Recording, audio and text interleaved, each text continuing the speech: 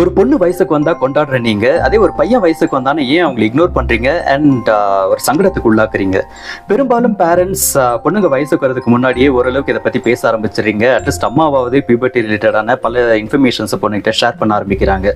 Once அவங்க puberty attend பண்ணதுமே அவங்களுடைய உடல் அளவுலையும் மனதளவுலையும் ஏற்படக்கூடிய மாற்றங்களாக இருக்கட்டும், இல்லை பீரியட்ஸ் டைமில் பார்த்துக்க வேண்டிய அந்த ஹைஜீனிக் கன்சர்னாக இருக்கட்டும், ஓவரால் ஹெல்த் கன்சர்ன், என்ன சாப்பிடலாம் என்ன சாப்பிடக்கூடாது அப்படிங்கிறது முதற்கொண்டு கம்ப்ளீட் ப்ரொடெக்ஷன் வந்து கொடுக்குற அளவுக்கு ஒரு கைடன்ஸ் கொடுக்குற நீங்கள், அதே உங்கள் பசங்க வயசுக்கு வந்தாங்கன்னா இதே கைடன்ஸை கொடுக்குறீங்களா? அண்ட் ஃபர்ஸ்ட் ஆஃப் ஆல் உங்கள் பசங்க எந்த ஏஜில் வயசுக்கு வந்தாங்க அப்படிங்கிறது கிளியராக தெரியுமா அப்படின்னு கேட்டோம்னா ஒரு பெரிய கொஸ்டின் மார்க் தான் சொல்லணும்.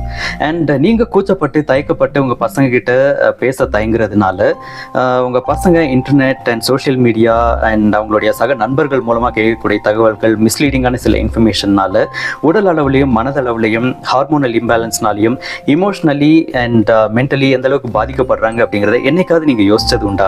அண்ட் பெரும்பாலும் நிறைய வீடுகளில் வந்து நம்ம கேள்விப்பட்டிருப்போம், பொண்ணுங்க வயசுக்கு வந்ததும் நல்லா பொறுப்பாயிட்டாங்க, அண்ட் பையன் வயசுக்கு வந்ததும் சொல் பேச்சு கேட்கறது இல்லை, சரியாக படிக்கிறது இல்லை, அண்ட் கண்ட்ரோல் பண்ண முடியறதில்லை அப்படின்னு நிறைய குற்றச்சாட்டுகள் அடுக்கிக்கிட்டே போகும்.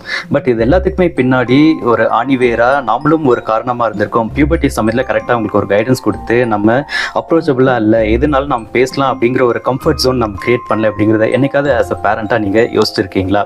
ஸோ இதை பற்றி நம்ம தொடர்ந்து பேசலாம். அண்ட் இந்த மாதிரி யூஸ்ஃபுல்லான கண்டென்ட்ஸ் வேணும் அப்படின்னு நினைக்கிறவங்க மிஸ் பண்ணாமல் நம்ம ஐடியா ஃபாலோ பண்ணிக்கிங்க.